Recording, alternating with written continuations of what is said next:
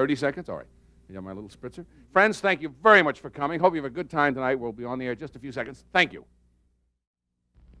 The following program is brought to you in living color on NBC.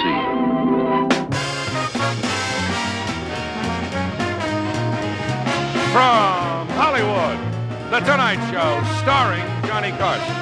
This is Ed McMahon along with Doc Severinsen and the NBC Orchestra inviting you to join Johnny and his guests, James Garner, Bruce Stern, author Terry Gallinoy, and the mighty Carson Art Players. And now, here's Johnny.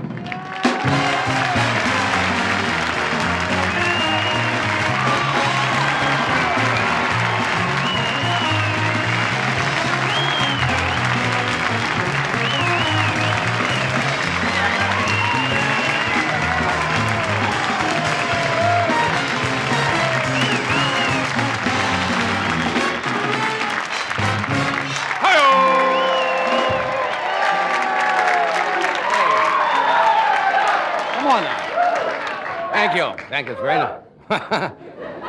It's going to be a long night tonight, isn't it? That's very nice of you. I'm Johnny Carson, your voice of Christmas control. Right now, we're at T-minus 11 days and counting. Do you realize it's 11 days? It's frightening. You haven't... I had a good monologue for you tonight, but this is not it. What happened? Well, I got in trouble with the NBC censors today, and they put it in the biz bag. That means it all. You haven't done any shopping yet? I know, because you don't do that. No. Something happens close to Christmas. You always can tell. You meet people you have not seen for an entire year. Yes. They're very friendly at Christmas time. My fire department dropped by today to wish me a Merry Christmas. Yes. And went to a hotel today. Got out and he said, "May I help you with your wallet?" So warm. Do you believe the mailman delivered a letter to me in bed today? It was addressed to dear occupant. Merry Christmas. Listen, excuse me. Certainly. I don't mean to interrupt, but... Obviously you do. Well, you are a very fashionable man. Thank you very much. And there's a thread or something hanging from your coat right by your left hand. I'll get it. Don't pull it. The whole thing might come apart. Wait a minute.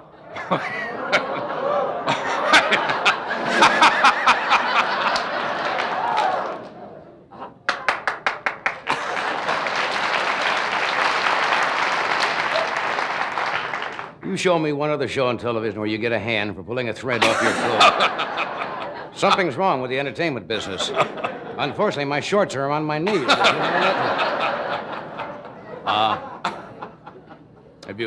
They're all having office Christmas parties.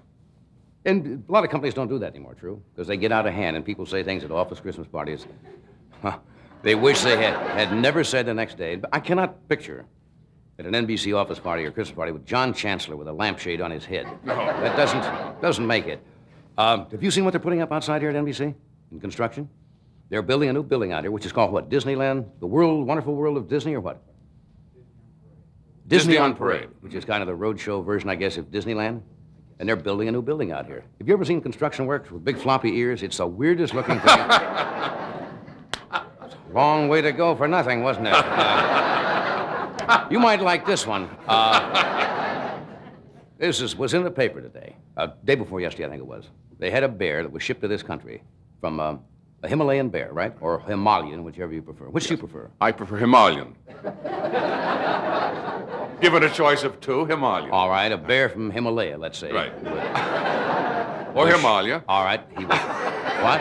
Or Himalaya. Or Himalayan, yes. This bear, under the floorboards of this cage, they smuggled in something like 50 pounds of hashish, in the bear's cage, and the customs agents got suspicious. The bear was acting strange. The crate was sent over here on a plane, and the bear was trying to get the stewardess to hibernate with him. And when do the astronauts leave the moon? About tomorrow, don't they? And they come back? Did you read in the paper that they may have discovered a volcano on the moon? That's true. Not to take any chances, NASA advised the astronauts to sacrifice a jar of Tang to it. Just in case. That's what they instruct the astronauts. Did you know the astronauts took some tapes along to amuse them while they're up there? Marching songs, music. And I don't know if I'm supposed to mention this or not, but it's in the paper. They took along a tape of Don Rickles. That's true. Doing part of his act. And it's beginning to tell already. I don't know where you heard the message from Cernan to Mission Control yesterday when he had yelled down. He said, "You send me up here for 250,000 miles with some hockey puck who likes rocks?" No, what is that? Weird. Well, here's an item that was in the paper today I noticed make all you housewives very happy. They have found, apparently, arsenic in chicken livers. Did you read that? That's true. It was in the paper today. That a little too much arsenic. Yeah. Do you eat chicken livers? No, never. You know, next time you ordered a chicken to go, you just might do that.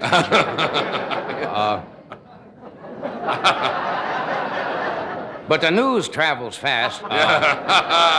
There's a new place already open called Chicken in a Casket. Out here. But it's given the mafia a great new idea. From now on, they're going to giblet people to death. I should probably paraphrase that. I don't think there's enough arsenic in to prove fatal, right? But they have more amounts of arsenic than should be in the liver of a chicken. What else happened today? I gotta think of something. Did you hear the latest? Jolly Green Giant was fired. They thought he was a little too jolly. They caught him out in the valley holding hands with Big Wally.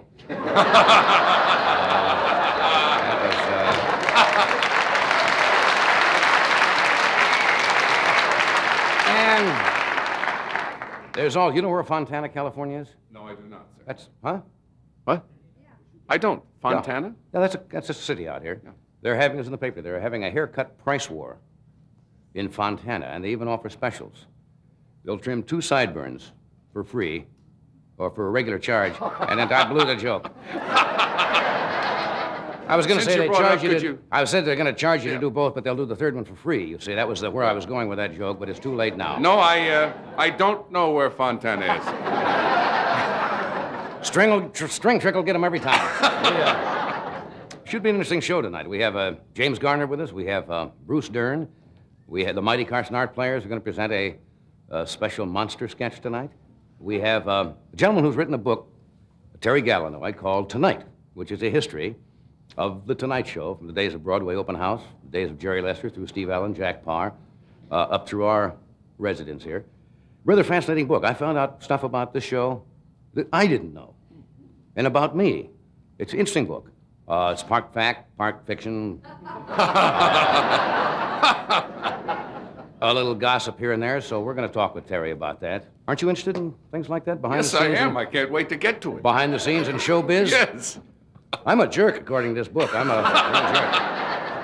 jerk. No, he didn't say that at all. I don't want to get all steamed up before he gets out here. Am I leaving something out? I don't believe so. What? No, you don't mention that. Don't mention a surprise guest. You just mentioned we got a surprise. Well, you didn't have to say it. Nobody heard him say it. I heard him say that. How can a guest the rest of the country didn't hear it? How can it be a surprise? Well, wait a minute. Look. I just told him we got a... You didn't have to tell him. What? He said it. You didn't have to repeat it. I said we got a surprise guest.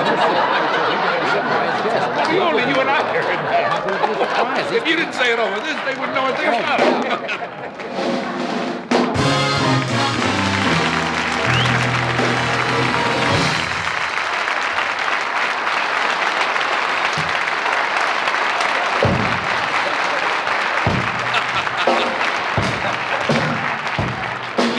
We'll continue in a moment after this word with our surprise guest.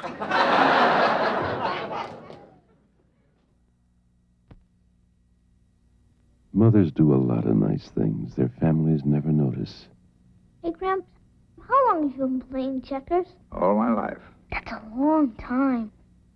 Double jump. Hey, Gramps, did you do that on purpose? Maybe yes. Maybe no. Mothers do a lot of nice things their families never notice. But someone nearly always notices a box of Kraft Buttermints. Thanks, Mom.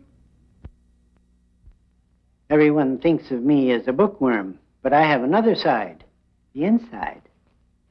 I'm clad in a Grape Fizz t-shirt and French blue hip briefs. I have jockey underwear in almost every style and color.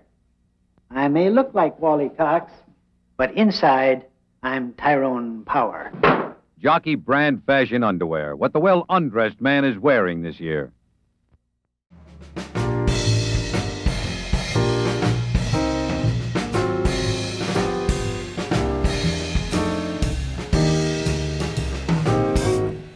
We are back.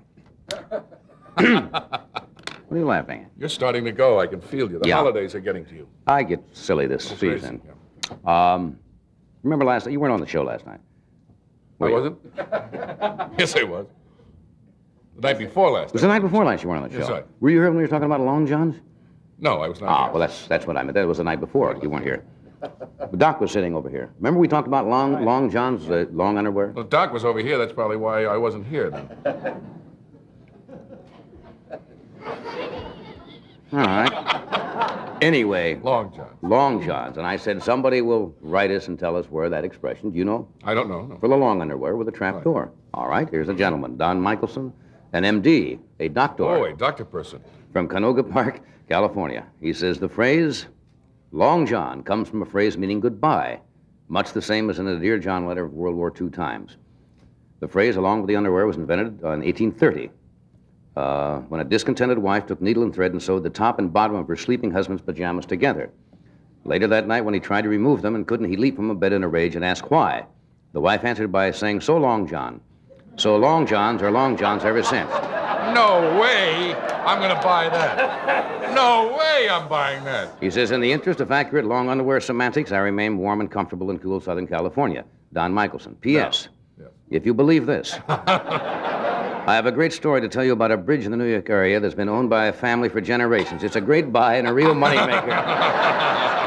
I sat up today, Yeah.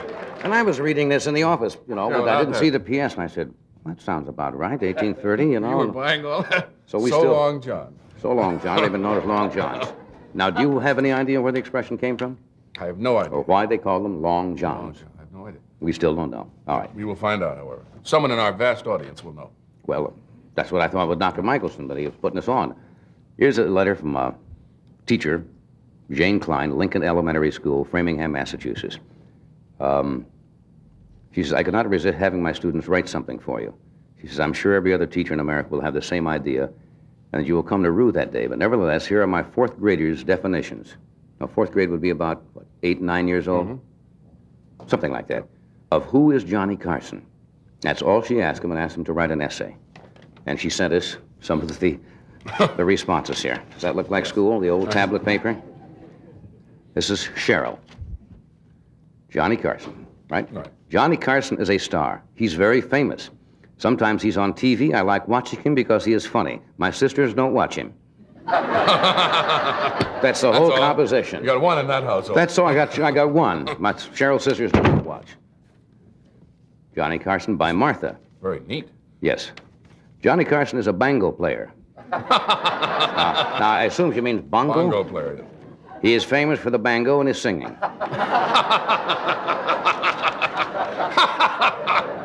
I think that he's okay, but he's not fantastic.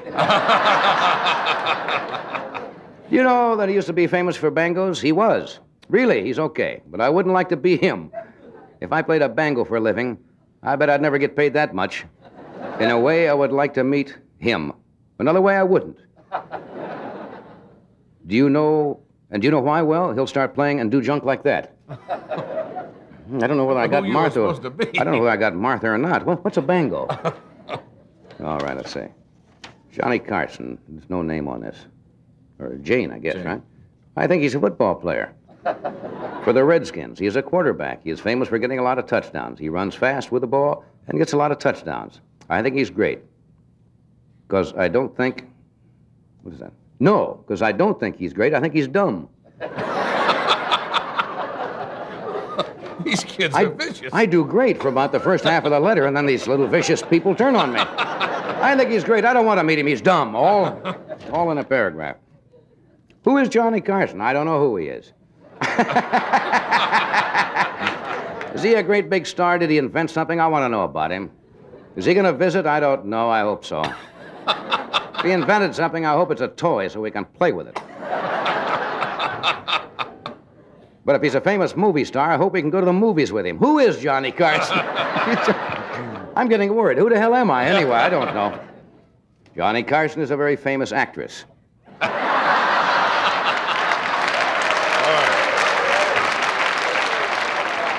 Finally getting to the truth now. Yes, sir. Johnny Carson, Jonny. Once upon a time, I met a movie star. His name was Johnny Carson. He told me that he was from Bonanza. I told him that he was good. I liked meeting him. I can't read the rest of it. From Bonanza.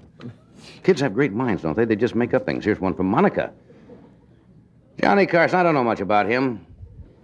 I'll try to do my best. Already, I'm a drag for Monica. I was a cowboy in the olden days. He rode around helping people and doing friendly things, like helping them with the cattle, the farms, horses. That's a good man to me. Right, Kimosabe? All right. Frank. 1. Yeah. He is a great comedian and a movie star. 2. Jokes and riddles and great acting. 3. He is a great guy. Yes, because I like to hear some of his jokes and acting. Frank's going to be an accountant, I think. He doesn't waste any time. Johnny Carson by Beth B. Johnny Carson was born in a little town in the east coast of California.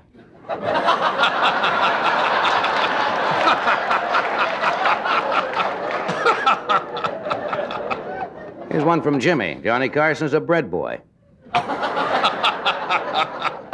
I think he was the first bread boy to sell 100 pounds of bread. I don't know if I'd like to be a bread boy.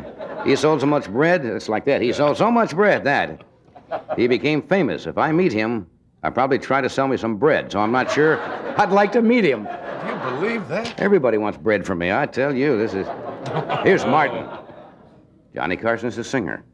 It's about the 4th one, I think I'm a singer. He's famous for singing. I think he would be fun to meet. I would like to get his autograph. I would put carbon paper and make lots of them and sell them for 2 cents each.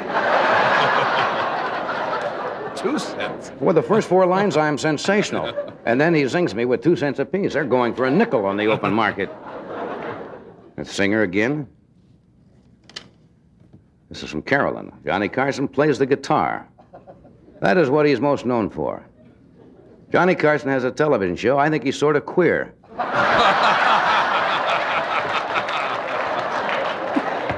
Oh, is that great? Yeah, they're not that euphemistic expression. No. I'm odd, I suppose. But, well, that's what the 9-year or the 4th graders are thinking of at Lincoln Elementary School. Thank you. What town is it? That's Framingham, Massachusetts. Oh, Framingham. Thank you, Miss Klein, or Mrs. Klein, or M.S. Klein, for sending those in. Kids are great, aren't they? Beautiful. You couldn't write those No. as honestly and as uninhibited as I I write. think of you like the boys, a bongo. A bongo player. Bango player. A bango Not player. a bongo, I'm a bango Bango player. player. We'll be returning with Jimmy Garner tonight. We have Bruce Dern, and we have the Mighty Carson Art Players, and Terry Gallinoy. And a surprise guest. These long-haired beauties have a miserable problem, tangles. But this one has a brand new solution, the Sunbeam Tangle-Free Comb. Tangle-Free Comb turns wet, tangled mops like this into smooth, beautiful hair. With less tugging or tearing. Give your tangle problems Sunbeam's new Tangle-Free Comb. In the long run, it's worth it. Here's one of the most thoughtful Christmas gifts a denture wearer could ever receive.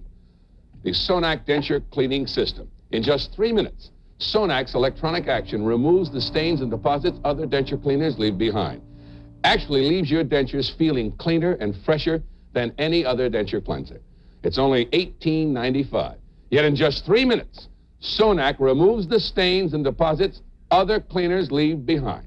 Ask your dentist about Sonac.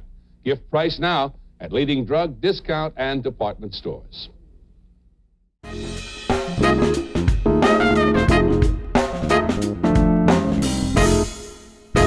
My first guest tonight is one of the major stars of our business. He's probably best known to television audiences for television show Maverick and Nichols. He's been in over 30 motion pictures, currently starring with Catherine Ross in They Only Kill Their Masters. Would you welcome our good friend James Garner?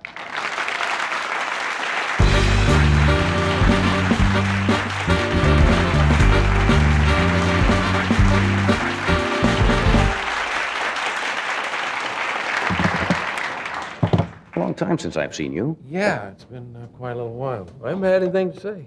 Just nothing, nothing to say. I read about you in the paper the other day. You were over at the one of the hotels receiving some kind of I don't want to say strange, but I'd never heard of the particular award. Oh, well, it was a Hollywood Women's Press Club. That's I was right. One of the nominees of the Star of the Year, which I kind of thought was a little odd.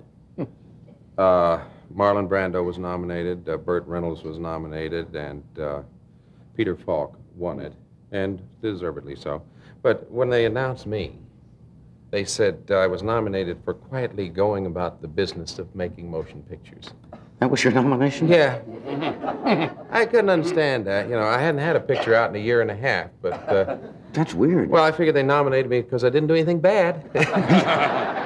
You know, you don't put anything out, they can't knock you. That's kind of nice, getting an award for not bothering people. Just, Yeah. you know, going your own... Well, I'd been doing it for years. I didn't realize you hadn't made... Well, you've just made this picture. What do you mean you haven't made a picture in a year and a half? Well, had only been released a week. Oh, that's They right. couldn't have seen it. So, you know, I was busy making a television series You like those kind of functions? for about 12 minutes. Yeah. Are you bitter about the show that going on? No, I'm not bitter, Joe. No, really. I loved it. I really loved it. I liked the show. I enjoyed the show. I was very proud of it. We produced it also. It was a failure, though, John. Were you on for how long? We had 24 shows. We were on for 1 year. A lot of shows don't get that. No, they don't. But I had them locked in going in, John. All Guaranteed. 24, huh? All 24, yeah. But no, I was proud. You know, there's things besides making film, you know, and succeeding. You know, I felt that when we did the series that we accomplished something. Right. We found some good writers. We found some good young directors, and we had an awful lot of fun. I had the greatest company that ever was put together to make films, and we really enjoyed it. Well, that's so I not a felt bad that was experience. as much a success as we needed. Talking about the pressings, like the publicity thing, when you first started in pictures, did you have to get involved with a lot of that hoopla and go to, you know, because press departments, at networks, as motion pictures, at times want to get your name around, and you have to get involved in a lot of freaky things that you might not do when you get more successful. Oh, boy, I got in some goodies. I had to pose in a bunny suit once. You know those pictures you see in the paper around Easter, and you put in a dumb bunny suit holding an egg? It's going to be 1,000 papers, though, John. Oh, yeah, You and they can't say miss it. 1,000 papers, and I'd sit there in this dumb bunny suit. They put me in a thing once. I was, when I was doing Maverick, 13 years ago. Are you kidding? I was, they sent me back to, I think it was the Illinois State Fair. Warner Brothers did, and I thought it was just... Obviously, you weren't a big smash there. And this was really your first exposure? Yeah, I thought I nationally. was there to be like the master of ceremonies of a parade. And when I got there, they said, you know, how long is your act? Well, you know the routine. And I said, act? Yeah. I said, how long do you need? And that guy said, well, what is it, about 16 minutes, 15? I said, well, no. I said, it's more like 12. I guess we could stretch it a little. I didn't know what he was talking about. I don't know, do you expect you to go out and I entertain? found out they had two big bands there. Steve Lawrence, Edie Gourmet, Jane Russell was on the show. Jonathan Winters was on the show. Peter Donald, the storyteller, was on the show. They had a tremendous, you know, stage show going, and I thought I was going to wave to the crowd, you know. So I immediately got hold of Peter Donald, and I said, what do I do? And he said, well, let's try to work up an act. And in about an hour and a half, Peter Donald pulled me out of it. He tried to get me to remember all the things that people had asked me over the years, you know, and the questions. And weave them into a routine? Yeah, and I did a routine. That's painful, isn't it? About 8 minutes. That painful. routine went. Oh, very painful. Warner Brothers got a lot of money out of it. But not you. Not me. We'll be back after this message from Armor Bacon.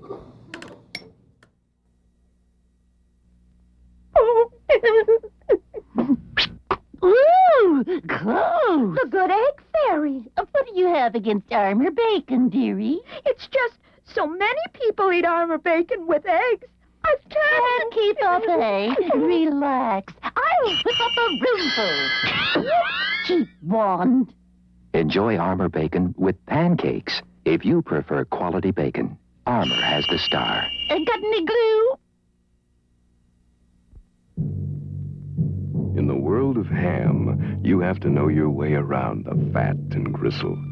But you'll know you've come to the fillet of ham when you see the golden star. Only the choice part of the ham goes into a golden star. That's why it is dependably lean and tender, slice after smoky slice. Golden Star Ham by Armour. It's all fillet of ham.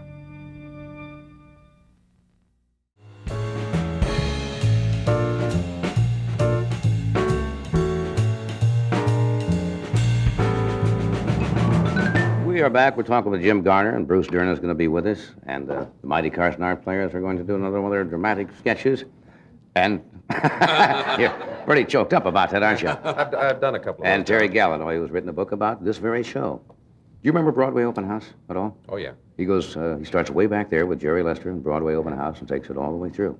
Interesting book. Steve Allen. Yeah. I was saying something on the monologue. Every time I read something about myself, when you read things, you get a little bit uptight something if it doesn't follow exactly what it's supposed to say? Yes, I do. Or do you get yeah, cool well, the about worst thing in the world, maybe I shouldn't say it, but you could say like, whatever this you is your want. life. That's a dandy. Did they do you? Yeah, they did me. I missed that. Years ago. That was before I'd done anything. That's got to be a strange show. This is your life when nobody knows this is you. your life. You haven't done anything. But the idea of what somebody else thinks your life is really a dandy. I mean, they had people I didn't, I had my old commanding officer telling how, I saved his life. Oh, really? I was shot before he was. Nothing to We it met at in the all. hospital. They No, made there all wasn't that any up? truth. No, but it sounded good on the show. And you didn't deny it on the show, did you? Yes. Well, yes, I did. Yeah. Did you? I mentioned the name of the guy that did save me. I That's couldn't weird. stand there and take credit for something that I didn't do. Yeah. Just like I remember they had my old buddy hawking. I hawked my only overcoat to get him out of jail. I stole the overcoat. Stole the John. overcoat. That was the truth. But that's honest, anyway. Yeah. Did they go back to when you were in Oklahoma? That's where you come from originally, Yeah. right? Yeah. Now, did they dredge up your childhood and... I'm afraid they did, John. Did they? Yeah. Couldn't escape that. Yeah. Oklahomans have an accent all their own. I have a couple of friends, and when they want to go into it... I don't know how you can say that, John. There it is, yeah. There, that's what... It's I haven't got no accent hardly at all. Hardly at all. No, it's really funny. I was just down in Florida with a friend of mine, a guy named Bill Saxon, that I grew up with, and my wife called me on the phone while I was down there. And I said, "Hi, honey, how you?" And she said, "Uh-oh, he's with Bill." That's all it takes. As soon as we get together, the accent comes out. Hank Sims, a good Hank friend of Sims. ours, who's an announcer from Oklahoma, and every once in a while he'll fall right into that, start talking like, I can't do it, but... Yeah, well, you should. You're from Nebraska. But Nebraska really and Oklahoma don't have... Well, we don't that get along too regional well, accent. actually. That's for Oklahoma sure. beat Nebraska this year. I didn't want to rub it in, John. You sure did. Did I rub it in a little? You want to rub it in? You did. Yeah. When you get upset, the accent comes out. doesn't Oh, it? yeah, come out there. Did that bother you when you went in the pictures? Did you Yeah. really have a thick one? Yeah, I did. Now, did you have to go to the studios and take the elocution lessons? No, Or as what? a matter of fact, Charles Lawton was the first director I ever had in a play called The Cane Mutiny, and he said to take Shakespeare and go out and read Shakespeare in iambic pentameter over the sound of the waves at the beach. I did that, folks. And today, I don't have a trace of an accent. No, I really did. I can see you at the beach I'm out going, there to be or not to be? to be or not to be? Now, there's a question for you. There's a question, by golly. There's like the old Andy Griffith. That's thing. funny. You ought to do some Hark, of that. what light in yonder window shines? It's Juliet. Let me tell you, he went out there to see what light that was. we don't know what it was he was going to do up there, but he near about got caught at it. That's right out of Oklahoma. No, that's more North Carolina. That's really. right, Andy That's gets a into steal that. from Andy Griffith. That. Yeah. But you really did go out and... Yeah, I did. I stood out there like some dum-dum yelling over the waves, Yeah. And actually, it made me more conscious of my voice and strengthening my voice. Because, you know, in that part of the country, your voice kind of soft. You kind of raise everything up at the end. And I don't do that anymore. No. Oh, no. Wish I could. I can get right back to it just real quick. Just hang around a little while, huh? Yeah. That's funny. Should we do this? I'm checking with my producer. Want to wake Fred up? Okay. Nice going, Freddie. Oh, hold on. Let me cry, sir. All right. That's it. Hold. I know it means hold up. Very I can good. tell that. Gold, how would you do this? How would you say this if you're in Oklahoma now? Yeah, Gold's gonna be. Hark. Colds can be tough on kids. Ever notice how much worse your child's cold sounds than yours? It is worse. The breathing passages are smaller, the nose clogs up more, the chest is more uncomfortable. Many colds medicines aren't recommended for young children. Vicks Vapor Rub is. It relieves congestion for up to 8 hours. She breathes better, feels better, so she can sleep. For a child with a cold, Vicks Vapor Rub means relief. You've got a nasty, tickling, scratching, annoying cough from a cold, and you can't sleep if you're coughing. So you say to yourself, I will not cough. And you try to suppress it yourself, but you can't. You need a strong cough medicine, Vicks Formula 44. Formula 44 can help suppress the cough you can't suppress. Formula 44 is a cough suppressant as effective as codeine, but not narcotic. Formula 44 can help suppress the cough you can't suppress.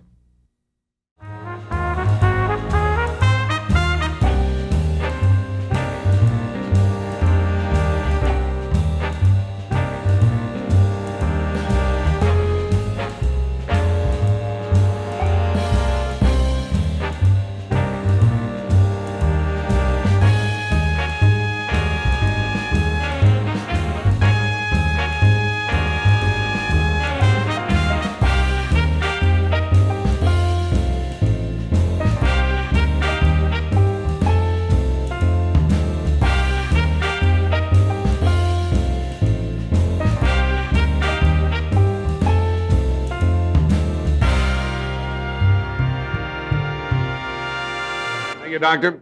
Over the years, there have been many different trends in movies, but the one type of film that has consistently made money and been a success is the horror film.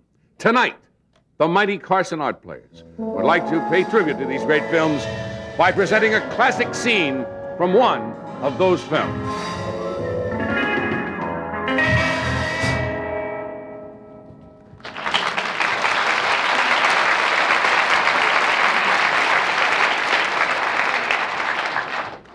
Where is that assistant of mine? Igor! Igor!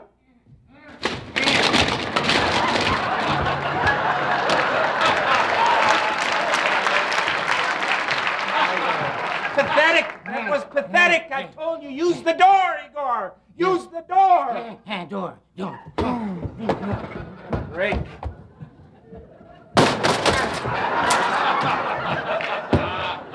It started out as just a little pimple. Learn to squeeze it, Yes, Igor. yes. Squeeze it. Oh, tonight's the night. All of my work, all of my experiments. Do you know what's under this sheet, Igor? Yeah! Yeah! Yeah! Yeah! Too much, Igor! Too much! Boy, I have taken the heart from one corpse, and then a little lung from another, and the brain from another, and the parts from hundreds of bodies, Igor. And do you know what this man has created? What, Master? I have created life, Igor. Yes, I have built a monster. Dr. Phibes has done the absolutely impossible. You know, they laughed at me in Heidelberg, and they laughed at me in Vienna. Why, Igor, they all laughed at me. Mr. Burke. Columbus. Master, knock it off. You're giving me a backache. My man Igor's complaining of a backache. He's already got a hump on his back. We're going to show them tonight, Igor. The villagers, you know, they called me a madman. But now revenge is sweet, and you've done your work well, Igor, digging up coffins and putting together dead bodies, sorting out human organs, doing all kinds of sick things with the large intestines, Igor. Well, it's a living, Master. Igor, my monster shall destroy this village. I mean Burbank. Oh, you know what I mean? You think of it, Igor. No more Burbank, and now the end is near. Yes. As I face the final curtain. Master! You have no sense of right and wrong. You have no sense of humanity, and worst of all, you have no sense of rhythm. Bad news singer. We're releasing the monster now. No, Igor. Master, the world isn't ready for this horrible thing. You can't do this terrible thing. But this is my moment. My destiny Oh, calls me. All right. All right, Master. We're unleashing a monster, you know that. Igor, the time has come. Now we're going to unleash the monster. All right. I don't know if the world is ready for this terrible monster.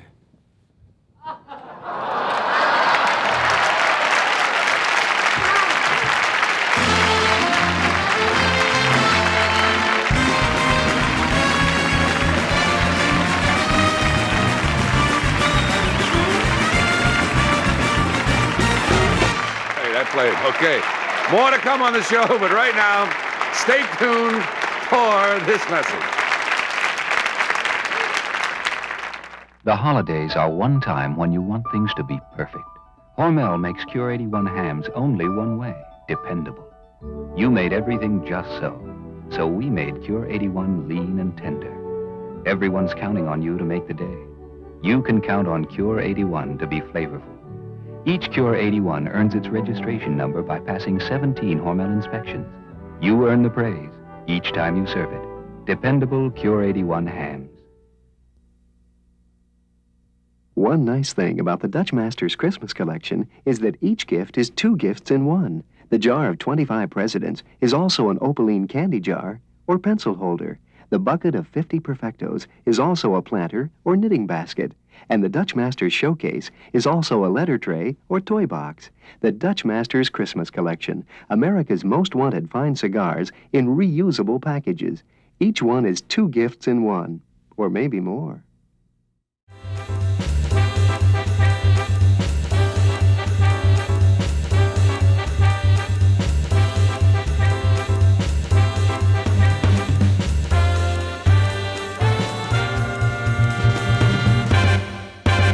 We are back. Would you welcome my good friend, Mr. Ed Sullivan here?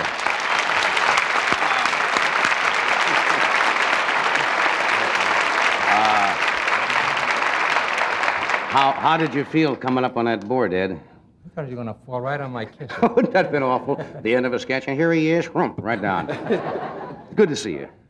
Nice to be here with you, Jim. We're going to talk with Terry Gallinoy later, who's written a book about The Tonight Show, but I think before The Tonight Show went on, believe it or not, almost 20 years ago, you'd already been on the air, right? Yeah, we've been on now. We're in our 24th year. 24 years? Mm-hmm. That's an incredible record. It really is. Mm-hmm. And we've talked about some of your early days. You started a lot of people that most people have forgotten. Who was on your first radio show and who was a big major star now that made his first appearance? Jack Benny made his first appearance on your radio show. Mm-hmm. It was back in when? That'd have to be. Lord. Back in the 1920s. Good Lord. It's a long haul, isn't it? Mm-hmm. Do you miss Sunday nights, not going out Sunday nights now? I know you're going to do specials, but you kind of miss that? Yeah, you do. You know, it'd be like you if all of a sudden, instead of doing your night, every show every night, you didn't have it anymore, and you feel lost. Every time I talk to you, Ed, I feel like I'm talking to some guy doing you. Ed walked in this afternoon and said, "Where do I lie down?" And I went over and I said, "No, Ed, that's wrong. It's where do I go?" And he said, "Oh, yes, That's one of the supreme compliments in our business, though, when other people do impressions of you, as you well know. And you have probably been the most, I would guess, most impersonated performer in our business in the last 20 or 25 years. Have you done the Flip Wilson show yet? I know you're going to do with Flip. Yes, we've already taped that. I understand you taught him how to do introductions of various acts? No, actually, he said that. He needed no help. Yeah. And you've got the Agville Award show, which was done from Las Vegas. Mm-hmm. Now, what's the date on that? I've got some of the dates here. That's January the 23rd. I think Sammy Davis was one of the recipients. Liza Minnelli, I know. And I believe our own Doc Severinsen won the award for the male newcomer. Yes. Did you not, from Fabulous Last Magazine?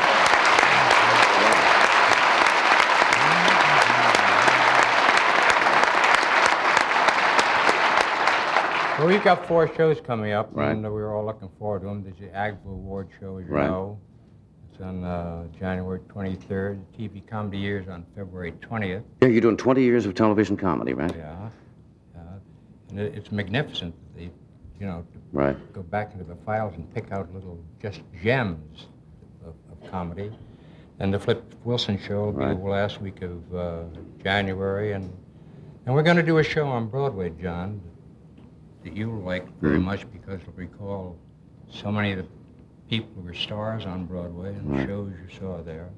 That'll be on in March. So you're keeping busy even though you're not on every Sunday night. Yeah.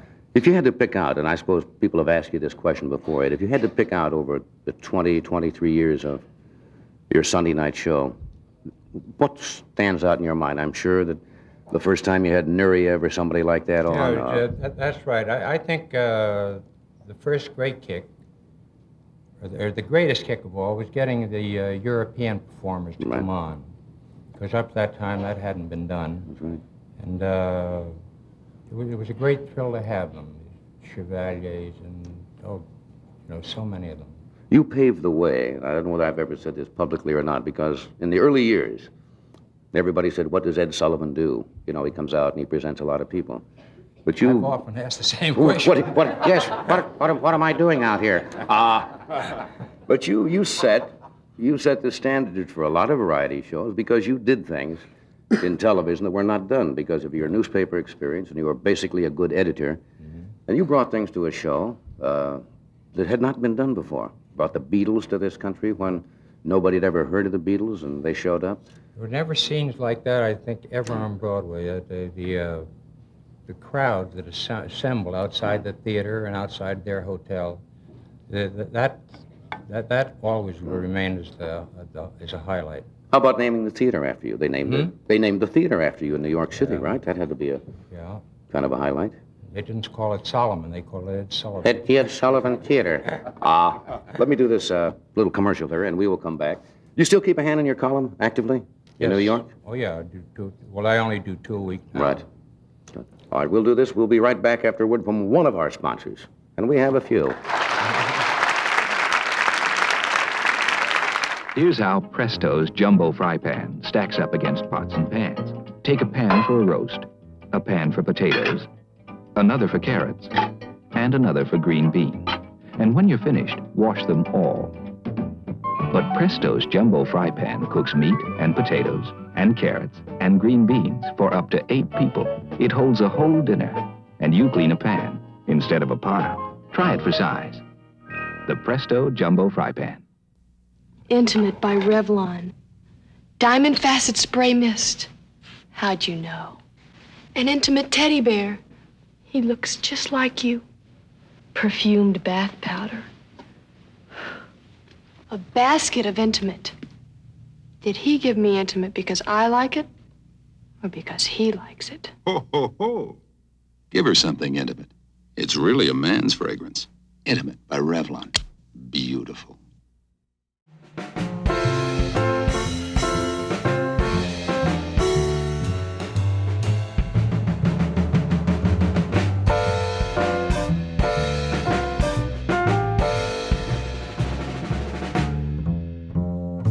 Cars for the Tonight Show guests are provided by Hertz. At Hertz, you rent the cars you like to drive. We're sitting here reminiscing with Ed Sullivan. Ed just asked me when I did my first television show. I think the first network show I ever did was 1950 on the old NBC All-Star Review and the Colgate Comedy Hour, although I did local television back in New York. People kid you, and about sometimes introducing the wrong person. Or, did you ever keep a reel of those? I'll bet Bob Preck somewhere Bob has one. has got a reel. Mm-hmm. If he ever releases, I'll kill him. No, what is the one, because you've quoted him in your book, who was it you introduced one night?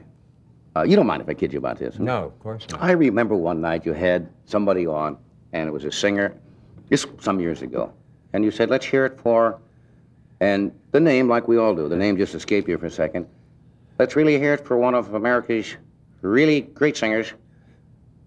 You want to come on out here, honey? I swear you did. I swear you did. I know. And I went right off the couch. Went right off of the couch. Hey, come on out here, honey. Are there any others that you would care to mention that you remember that you... No, as you keep talking, I'll try to think. You know it. Is there anything in your life, you've had such a busy life as a sports columnist and Broadway columnist and television. Is there anything that you would like to have done that you have not done with your life? Or anybody that you wanted to meet you haven't? You've met probably most of the important personages in the entire world. Yeah, no, we've met various popes in Israel. We were in Israel. Right. We met the great ones in Israel. It'd be very difficult to try to figure out somebody But you hadn't that met. we don't know. Well, it's the same with you. Yeah. Almost, yeah. In 10 years, somebody asked me, and it's amazing the number of people Yeah. that you have met and had a chance to talk with them and meet them professionally and both socially, too. Look, I thank you very much for coming tonight, and we'll be looking forward to the Agba show and the Flip Wilson thing, and the Agba show's the 23rd, and the 20 years of television, that should be fun. It must have been great going back and digging up all those moments. It really was. Well, Bob did most of the work on that, and but you know, you're always very generous toward me. But you know, you've been on so long, you've done such a tremendous job, and there've been, you know, so many shows are going off the air since you've been on. That's true. So I'm going to suggest the audience give a really big hand for Johnny Carson. Ed, thank you for being here.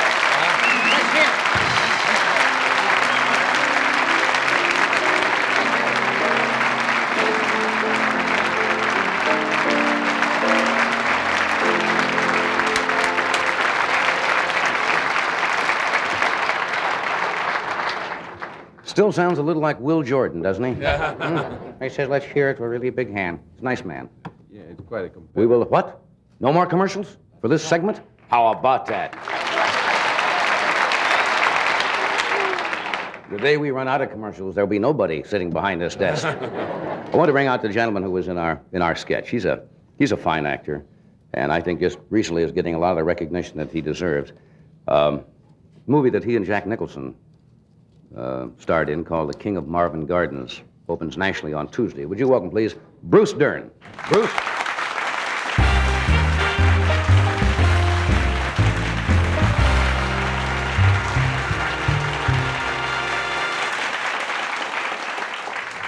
Well, you now are baptized in the Mighty Carson Art Players. Jim has done sketches with us.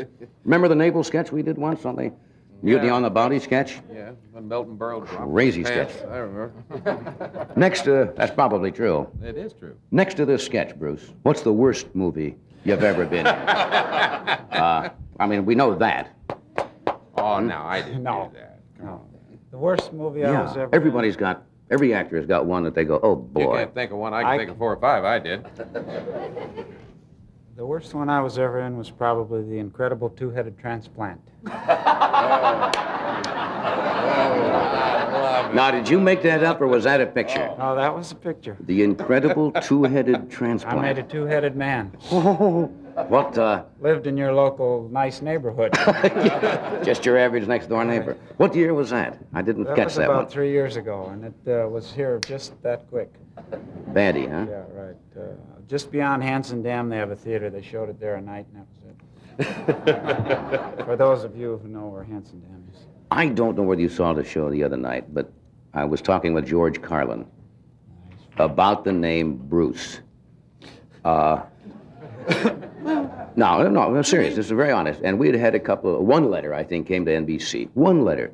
Some lady complaining that every time we do it very seldom, you would do a character that was a little bit,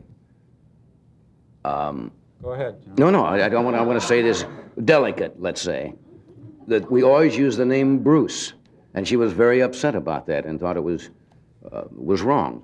Now, I mean, the joke's like, and I turned to my wife and said, Bruce. well, Is that what you mean, John? no, not that kind of a joke, Bruce. That's not too subtle, Bruce. How do you feel about that? You've never had any problem with it. No, I never have any problems. As a matter of fact, when I first, when my name first started to appear in things and everything, I was never aware that that was even a joke until I went and saw some comedian one night was doing a routine down in Riverside.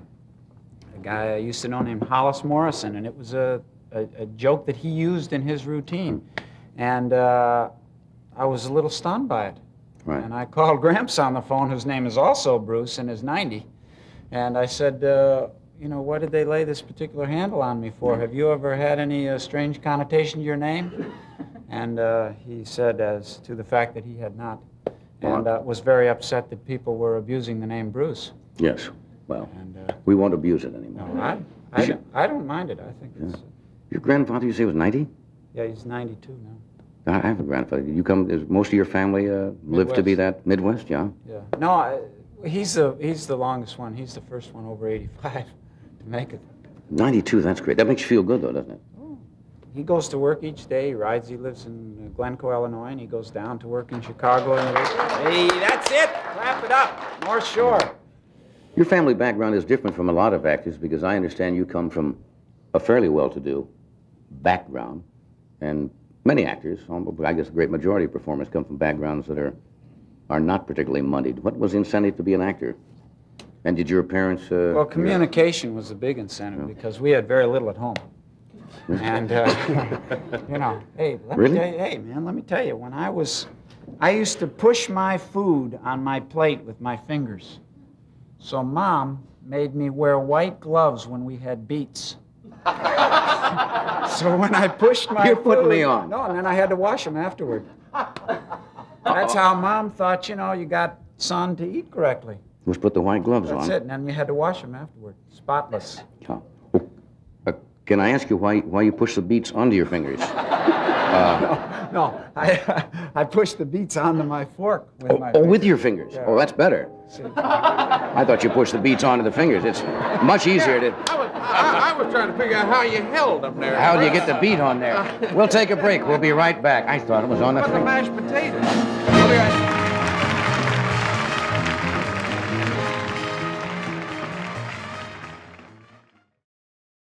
I'm Rip Van Twinkle. In my day, Christmas tree lights burned so hot you couldn't touch them. Then GE brought you cool lights, like lighted ice, merry midgets, cool brights, candle brights, heavenly angels. They all burn so cool you can touch them. Cool lights won't melt plastic trees. They keep their cool on real trees, too. Nope, they're not making Christmas lights like they used to. GE's making them better. Now, what do I say? Tell them if they want to be sure to get those once-in-a-lifetime pictures, get GE Magic Cubes. Get GE Magic Cubes. Right. Because GE gives a flashback guarantee. Yeah, a flashback guarantee. So if any of us fail to flash, send us to GE and get a replacement cube free. Free. Right. How'd I do, guys? Great, Flash. Terrific. You ought to be in pictures. Get the Flash Cubes with a GE guarantee.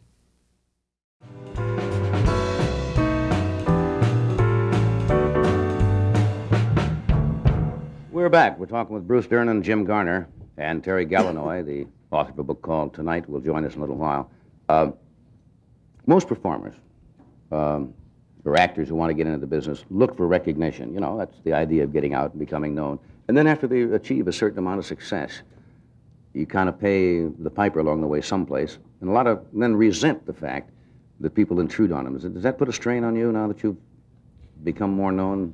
Well, I'm as guilty of it as anybody. You work and say, boy, I want to get a show and so on. And then as soon as you get it, sometimes you say, oh, gee, I wish they wouldn't ask that, and et cetera. Well, I always like the notoriety. I find that the greatest judge of, how you react in public is what you do at athletic events, and I'm a sports nut. Yeah, I know. And I still go equally berserk when the Rams throw it all away like they did last week, and I go nuts at the...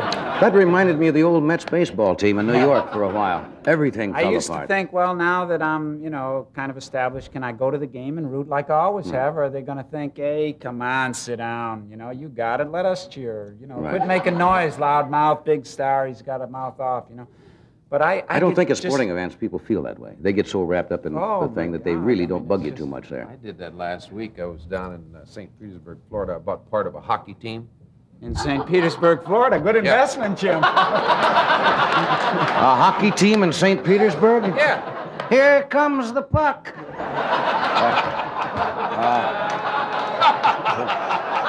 Now, look, don't... Did it go by, Harry? Now, don't write me letters from St. Petersburg. Well, I don't see. What do you call them? The Geritol Raiders or what? They're the hockey Seacoast team Suns. in St. Petersburg. The what? Seacoast Suns. The Seacoast Suns. They're a very good hockey team. I- But I got out there and made a complete fool of myself, yelling for them, just like you said. You know, I went berserk. I got all over the other team. I thought they were going to climb out. Now, don't write and kill letters me. about doing jokes about St. Petersburg. Really. Well, that's yeah, all don't right. pick on St. I Petersburg. joke about them. because they got a good hockey team. You want a hockey puck? What? No, not really. Why does the name hockey puck? You know, It's a funny-sounding word. It's a funny-sounding name. Hockey puck is a funny sound. It's like chicken fat. You know what I've There are always certain words that are funny. You say, I'd like some chicken fat. I've always wondered how when Rickles, he's the first one I remember ever, like... He uses hockey puck all But the he time. calls people hockey pucks. Yeah. There's no rhyme or reason with Don Zack. There doesn't have to be. He says, blow up a cookie and sit on your balloon. And people say, what does that mean? It doesn't mean anything. I gave my daughter a hockey puck as a gift the other day. She must have been thrilled. Oh, she was. What? I got news for you. She was the biggest thing in school because she took it to school and said, look what my dad gave me. Everybody gave. They This give guy gifts, Jim's got a few peculiar moves on him. Yeah. Wait a minute. I don't push beats on with my hand. Look, we all have our little peccadillos and little foibles there. I mean, if a man wants to put beats on his fingers, he's entitled. I eat spaghetti. You know, he's a... he's a long-distance runner? I know he is. Every time I go in San Vicente, there's Bruce going 24 miles. He used to run every day. 24 miles. Just short now. I go 5-10 miles. That's it. Getting old. They say that's not good for... you have to work up to that, though, right? Right. Because you're about, what, late 30s? 36, right. And most people, after they get 35, should not go out and start doing long-distance running because they can also Not opening fall day. over and hurt their heart. Not open. Well, you do. Remember when the jogging thing craze came up? still Every here. clown in the country says, I'm going out and jog. And guys were dropping like flies because they hadn't done it. Well, as long as you do it with moderation, like anything. If you start out, there's not a soul in this audience, or you or anybody else, who couldn't go out and start and just do an easy mile a day, every day, 7 First miles a day? week. Yeah, easy, John. Just start out walking and then break into a little jog, and that's all you have to do. Well, how fast can you run a mile in? Can I run a mile? Yeah. Now, probably, 4 minutes and 40 seconds, somewhere around. Well, that's a very fast mile. Yeah, but I do it every day. I guarantee you, if we went out to a track tomorrow, and I saw your thing with Toomey a few years ago. Yeah, we did a thing out here. At Mount Sac or something. Almost died. Almost died that day. But you were jumping and throwing and hurdling and All everything. in one day. I was an absolute wreck for the next 2 weeks. Well, so was he, but he didn't tell anybody. So you could work. So you could work me But up to you could- about you what? could- no, you could go out tomorrow on any little track, 4 laps to the mile around here, and you could run 12 minutes tomorrow for a mile. Well, 12 minutes. I could walk it almost. Couldn't you? That's walking pretty quick, John. Well, you could walk a mile in 12 minutes, really. Depends Fairly. on who's after him, Bruce. Or who you're walking with. What do you think I could get down to if I Get really? down to about 6:30 for a mile. That's still a fairly in brisk. a couple of months. But you have to do it every day. That's 10 miles an hour. Well, it's a pretty good trot. It's not full out, but it's a good. But it's fun. I mean, I see these guys like Jack Nicholson and I, when we did this movie, The King of Marvin Gardens, we were in the middle of winter in Atlantic City. And I ran every day, and he loves to play tennis. Right. And neither one of us are superstars at the thing that we love to do.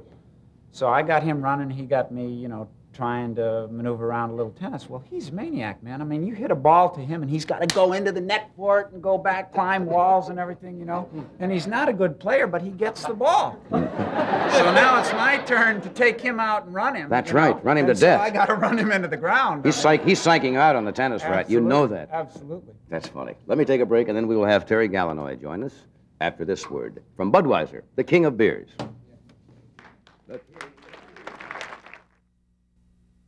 When you say Bud, you've said a lot of things nobody else can say. When you say Bud, you've gone as far as you can go to get the very best. When you say Bud, you've said the word that means you like to do it all. When you say Bud,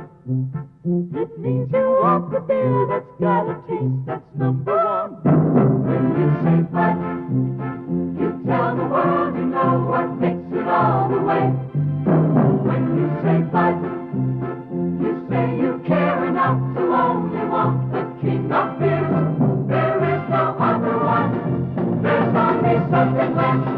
Because the king appears, he's leading all the rest. When you say Budweiser, you've said it all.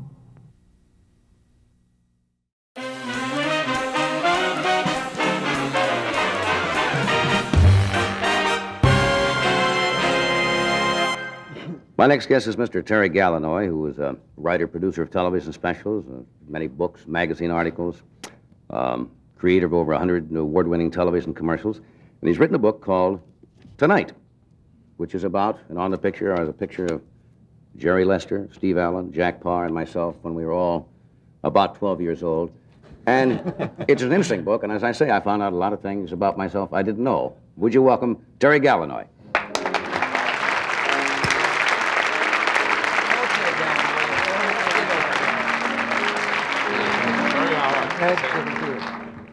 Okay, Gallinoy. Let's take a look at this book. I enjoyed the book, first of all. I really did. It was an interesting book, and it's, as you say, an anecdotal history of the Tonight Show. What turns you on to doing a book on the Tonight Show? I know you were with us before, and you did a book called Down the Tube. Down the Tube. Right. And that's exactly what turned me on to doing it, because I realized the importance of getting on this show. The publishers and the promotion people and the newspaper people and the magazine people talking about the importance of coming on the show to promote a book made me realize that this show actually was creating our national morals, mores, manners, habits. And as you know, that's been true for at least the 10 years you've been on. And I really didn't longer. know the show was that powerful. I kept reading, and I said, Mike, we do all that? The show on a good night, as you know, plays to 12 million or more people. That's what they tell me. As a matter of fact, on the night Tiny Tim was the Tiny Tim marriage, well, 1 out of 2 sets in the country were tuned into the show. That's absolutely right. And did you see that as show? a matter of fact, on a competing show, if I may mention it, Merv Griffin's show, the entire crew was backstage watching this show. Watching the Tiny Tim wedding. Now, we got a little bit of flack from some of the critics for doing that on television. Presenting that wedding on television, and which I didn't quite understand, because I'm sure that if Ed Sullivan could have lined it up first, he would have had him married on the show. And people forget that there was a show on for years on television called Bride and Groom, of course, which people came on and were married every day, you know, and screaming for a set of Samsonite luggage. Do you think? And I get the impression from the book, and I'm not trying to put you in a corner tonight, that instead of that hokey comedy sketch we did with Bruce, you would have rather seen maybe a Bach cantata or something over there tonight. Is that a fair appraisal? I don't think the book really goes there. I investigated the intellectual shows, and I investigated the Peggy, Patty, Kathy, Joey, Jackie type of comics, type of singers, type shows, and came out someplace in the middle because I feel that the nuclear scientists and the comics we've seen too often empty about the same amount of rooms or turn off that many lights in bedrooms in the home. Yeah, now, shows like this, I've never really particularly gone along, as far as this show is concerned, as a talk show per se. I guess maybe as the ego, I think we're more of a comedy show or comedy-oriented or entertainment. A talk show to me, per se, in its truest form, would be like Bill Buckley, William F. Buckley, or David Susskind and such. This is really more of a potpourri of a little bit of everything. It's probably a bad phrase. Actually, the phrase should probably be a no-script show. And if you get into no-script shows, that's where you go back all the way to Jerry Lester. The idea of putting people on just to talk at each other had never occurred to any other medium than television. Radio, of course, had scripts, and American Legion halls, and vaudeville shows, and even carnivals always had a pre-structured show of some kind. Only television has this original art form called the talk show. And I think under the general category of talk show, this falls, and this is also the leader, the granddaddy, under the Pat Weaver idea, that a talk show, of having people on a show to investigate each other's minds, to take the camera into the head that goes to the moon, or into brain surgery, or into your wonderful Dr. Ehrlich's population bomb, and the marvelous things that have been on the show, the exposure of bright ideas through the years, qualifies this very much as a talk show. Maybe a better phrase would be an idea show. But I don't qualify it as a comedy show at all. One of the critiques that we get occasionally is that a show like this doesn't do, and you mentioned in the latter part of your book some suggestions on a talk show, that it's time that television grew up and fulfilled some of its responsibilities. What do you think television's responsibility is as far as a show like this? A lot of people say it should be to educate, to inform. I think you said to make better citizens. How do you do that? I ran quite a gamut in my suggestions there, all the way from running a national lottery to help ease the tax problems on every individual, to such simple survival things as, how to get a cab on a rainy day, or how to get a table in a crowded restaurant, or how to cut your income tax, how to get along better with the neighbors, how to get your children better education. People of this type, I know that when you've had these people on, the people who deal in simple everyday survival and services, you get good mail on that and good reaction, and that there is a response of a type. So it's sort of a Sesame Street for adults. Yeah, personally, I don't believe, and I may be wrong, I don't think the prime idea behind television, or its prime responsibility, is to educate or to make better citizens, particularly because I don't think there's any substitute for a situation in a classroom. For, they've even found the Sesame Street, for all of its publicity, is not really turning out to be the educational show that they thought it might be. Because I don't think a child sitting at home watching something vicariously really learns, because he can turn away. The only time I found that it can be a great aid to education, but people say shows like The Tonight Show should educate and make better citizens or enrich the human condition. And I'm not sure that is my particular bag. I'm more interested in the education of what you just said. How do you get a table in a crowded restaurant? You go, hey, You Charlie, have and the head waiter on. you put your hand out like this. That's the way you get a table. But conversely, it's a public medium. Right. The airwaves do belong to the public. Under general structure. That's another subject anyway. That's very Okay. interesting. Why do the airwaves belong to the public? On a show of this type, there would seem to be some duty to transmit some information, some education. I'm not talking about the Dr. Edward Teller explanation of atomic energy type of explanation, because that does turn off television sets with the resounding thud all across the nation. But the actual everyday, where to buy a good 10-cent hamburger today type of talker, I think is more interesting than the Jerry, Joey, Jackie type comics who are back with the Las Vegas routine that they had a month ago when they were on the same You keep show. using that phrase in your book. Now, how about the George Carlins, the Steve Martins, the David Brenners that we've put on? I mean, you keep using The that phrase. Bruces and the Marks and stuff like that. Yeah, No, and Steve Landisberg and those kind of people who have come up. This particular show has been a leader in developing... We'd love to find more of those exposing new people. comics. I know last year when I was on, there was a girl who was fairly well known at that time, but not the star she is today, named Bette Midler. Bette Midler is going to be a big star. This was one of her showcases. And this has been a marvelous showcase for many people who came on. Bill Cosby and the top names who Yeah, Johnny developed through Rivers exposure here. on the show. People who came on and weren't known when they appeared, and by the time they left this platform, were national names. Let me take a break here and sell something. This is another format we have. And now an electrifying message from one of the most charged up sponsors.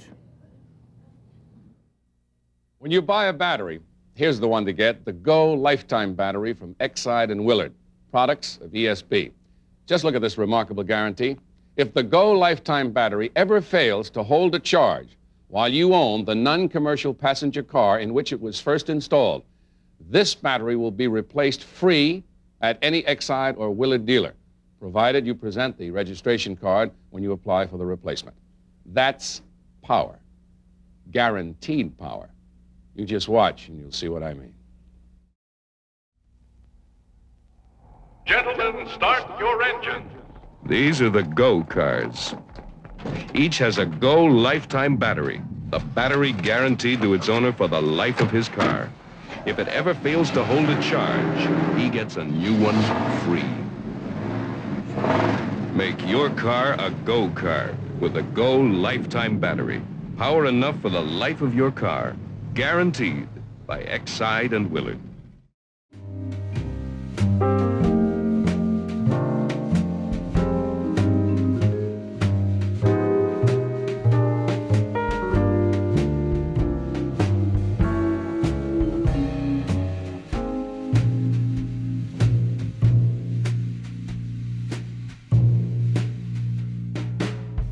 What? Yeah. Right. I'm talking to Terry Gallinoy about his book, The Tonight Show, and I've marked a couple of things here.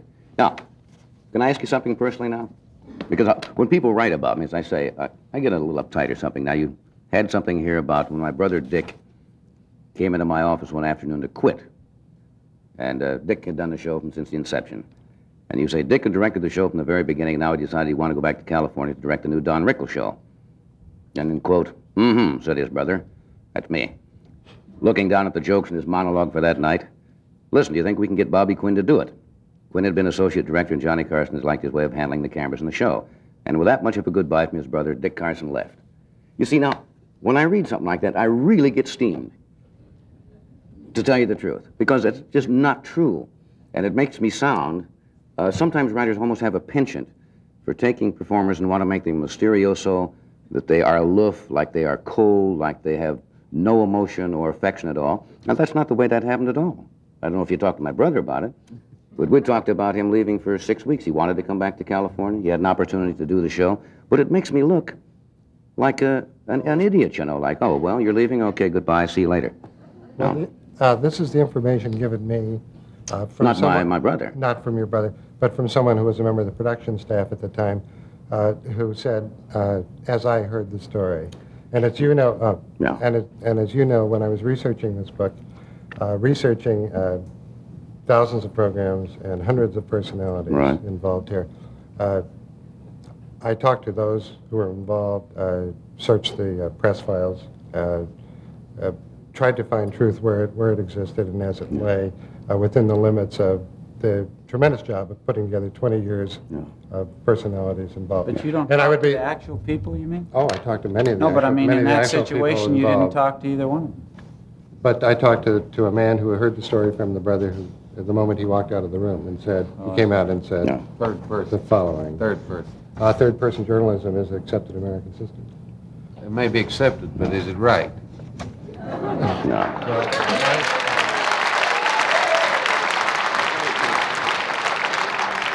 Now, can I ask you another No, question? I'm the victim of it, too. That's why I get a little steamed also. Yeah. I mean, I've had articles written about me and things written about me that have no basis in fact whatsoever, you know. Well, I'm not involved in your story, Mr. Garner, so I don't No, I don't know. but well, just we got to the question, that's all. Is it really honest to do that? To take third person and Well, if there was print it any, as fact? no, well, if there was anything dishonest in my book, Doubleday wouldn't have published it, and I'm sure there would be lawsuits filed. What I've done. Now you really got it. Okay. Now, your turn. Can I ask you a question? Okay. Since you were in the public eye, how much do you make a week? Right now, nothing. Well, what was- Because publishers pay twice a year. They Yeah. pay in May and October. Well, what was your income when you were creative advertising director at the agency? $70,000 a year. 70,000. Does that bother you? Somebody ask you that? No. It doesn't at all? You really don't care? Somebody ask you how much insurance you have or how much you make? Now, why is that a secret? That's why should you have the right to tell people? Now, you quote in here, my salary on The Tonight Show. Now, I'm not going to give the figures, but I'm going to ask you something. I'm going to write here on a card what I get a week for this show. I don't want you to divulge it, all right? Then I want you to tell me if it's anywhere near close to what you have printed in your book that I get for this show. Because the New York Times once came out, as you said in your book, reported that I was getting $75,000 a week. They didn't. They reported I was getting $85,000 a week, incidentally. And I got a retraction from them. Back to $75,000 a week. All right, now that's what I get. You can check this with Mr. Freddie DeCord over there. And would you be willing to admit that this is a far cry from what you printed in your book? Is that net or gross? Gross. That's gross. That's gross. All right, and does that include your ownership of the production company? I don't have any ownership in the production company. That owns the show? No. Did you say that's a far piece? Yes, because it's less than you were making in 1967. Well, I don't know When Reader's Digest and the Chicago Tribune and the New York Times and Look magazine reported that you were making $10,000 a week more than that at that time. But I'm just saying, I always wondered what business it is of people. Writers always write this like performers are stealing the money. Jack O'Brien, remember the Jack O'Brien who is now writing for the Secaucus Daily or something, always used always used to say that performers have taken their loot. That was his favorite word. He said Johnny Carson took his Las Vegas loot. And if you look up the word loot, it means ill-gotten gains by plunder. And I've often wondered why do people resent that performers seem to make... Obviously, they make more money than the average man on the street. So does Jim Garner, and so does Bruce Dern. But a lot of reporters and journalists seem to resent that fact and print it like they don't deserve it, or they inherited it or something. Sometimes it's not... I will admit the salaries are obscene to go to Las Vegas, what they pay. Right. You know, but then again, I didn't set it. And I'm just wondering why that's always such a fascination, to print what people make. Sometimes people get very irritated even at actors, for example, when they go to the unemployment line to collect their $65 or $75, whatever it is that they're entitled to, and people look at you and say, "What are you doing in here, man? Get out of here. You don't work on the tuna boats. You're not picking tomatoes. Well, you don't deserve $65 a week," and they get upset. All right. I'm just questioning, Nick Terry. Okay, now you talk about when you're getting made up for the show, when you're on the show once before. It says you walk the door, you notice a smaller room with one chair in it and a makeup man solicitly and patiently working on the occupant. It's Johnny Carson with a tissue towel around his neck and a glass of clear liquid, in parentheses, vodka, question mark. Question mark. What's that supposed to mean? Vodka, question mark. Well, what is that supposed to mean? And a glass of clear liquid, why not water? Why not grape juice? Because of interviews with 4 people who were on the show, i.e. in production capacities, who said that John had a glass of vodka underneath the desk here. Have I ever had a glass of vodka on this desk in 10 years that you know of? Never. Never. Never. All right, but it's with a question. Well, of course it's with a question mark. But what's the inference? No, there's no indication. There It's a isn't? question. There's no implication? There's no implication. Would you say there's an implication there? Sorry, that's an implication. Don't have any. Well, anyway, I just wanted to point out some of those things that irritated me a little bit because it gives people the idea that you are doing those things, or you're making an inflated sum of money, or that I told my brother to go fly a kite or something. That's really not fair. That's all I'm saying. Okay, okay, one phrase. Sure. Okay, one rebuttal. Sure. Thanks for finally talking to me about the book. Oh, delighted to. It's a most interesting book. It is. We'll be right back. We'll probably sell a lot of copies for you.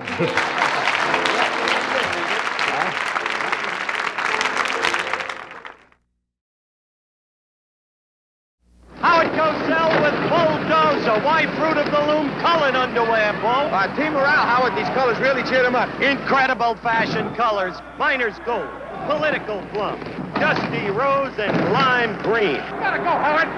Fantastic performer with an extra strong waistband. And for as little as 99 cents each, wear the same underwear in the safety of your own home. Fruit of the Loom, we keep making it better, not expensive. No, the question is to send flowers to a woman for no reason at all. Of course, if there is a reason, it's beautiful for her birthday or anniversary, but when there is no reason at all, then it's done out of a need to open up and say, all right, I've seen this FTD, forget-me-not bouquet, and I want you to have it. And the fact that there is no reason at all is the most beautiful reason of all, I think. Florist's Transworld Delivery.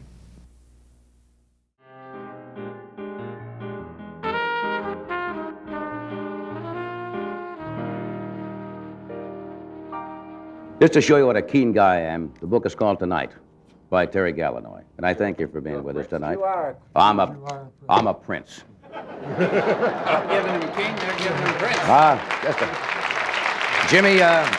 Jimmy's picture, They Only Kill Their Masters, opens Tuesday, or is opening. It's been opening for a couple of weeks. So go see it quick. Thank you, Bruce. Thank you, James. Tomorrow night, Sandy Duncan, Mickey Rooney, Melanie, and author Martin Porras. Good night.